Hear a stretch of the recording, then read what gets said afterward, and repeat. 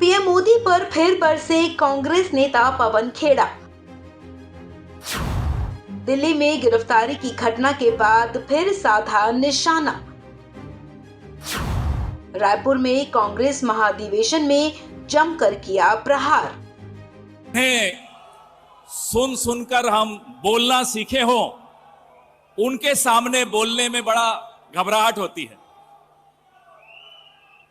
आज मुझे ये अवसर मिला कि जिन सोनिया गांधी जी को हम सुन सुनकर प्रेरित होते थे, आज उनके आशीर्वाद से मैं 85वें महाधिवेशन में बोल रहा हूं।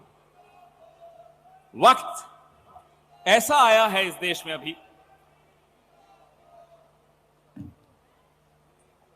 कांग्रेस पार्टी, खड़गे साहब जब बोलते हैं उनकी वाणी में चूल्हे की महक होती है, मिट्टी की खुशबू होती है।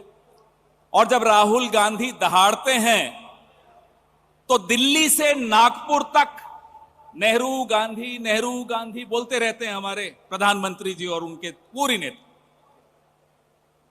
उन्हें समझ ही नहीं आता हुआ क्या, अब जवाब क्या देंगे। सोनिया जी से हम सीखे हैं, कितनी भी कठिन परिस्थिति हो, सौम्यता से कोई समझौता नहीं होता है, कोई मूल्यों से कोई समझौता नहीं होता है। ये हम सोनिया जी से सीखें। राहुल जी, आप में महात्मा गांधी की सरलता और नेहरू की गहराई है।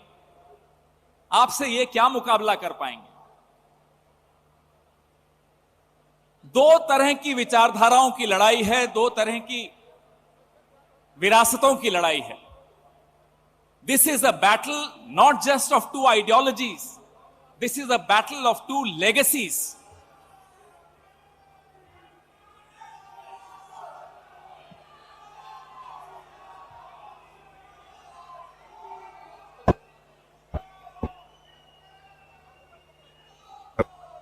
That BJP has. तो जब मैं आपसे कह रहा था कि ये दो विरासतों की लड़ाई है, जड़ें जोड़ती हैं और शाखाएं बांटती हैं। हमारी जड़ों से इनको नफरत है, क्योंकि हम जोड़ने की बात करते हैं।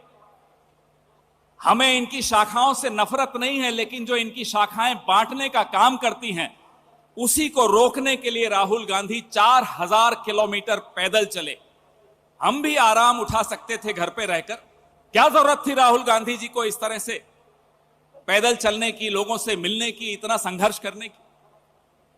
मुझे मीडिया के साथियों पर भी, उनको देखता हूं तो बड़ा बुरा लगता है, दर्द होता है मन में। आज इनकी आवाज भी बंद कर दी गई है। हम तो फिर भी बोल लेते हैं विपक्ष में रहकर, हम तो बोलते रहेंगे। हां, कभी कभी हवाई जहाज से हमें उतार दिया जाता है, लेकिन हम फिर भी बोलेंगे। हमारे जो मीडिया के साथी हैं, 2014 से पहले ये हम पर खुलकर हमला बोलते थे और इनका हक था, बोलना चाहिए था इनको, इनका कर्तव्य था, ये बोलते थे। आज ये सरकार से सवाल नहीं पूछ सकते। सरकार से पूछना तो छोड़ दीजिए, ये हमसे ही सवाल पूछते हैं। चलिए, आपका स्वागत है, आप हमसे सवाल पूछिए, हमें कोई आपत्ति नहीं है। कल प्रेस वार्ता कर रहा था, मुझसे सवाल पूछा कि राहुल गांधी जी दाढ़ी कब हटाएंगे।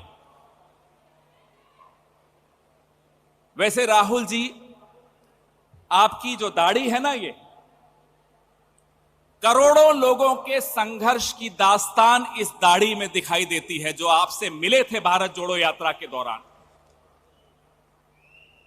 इस दाढ़ी को जब देखते हैं तो पिछले 9 साल का सफर, इस देश के नौजवान, बेरोजगार नौजवान, इस देश के जूझते हुए व्यापारी, इस देश का मीडिया, हम सब का सफर दिखता है इस दाढ़ी में।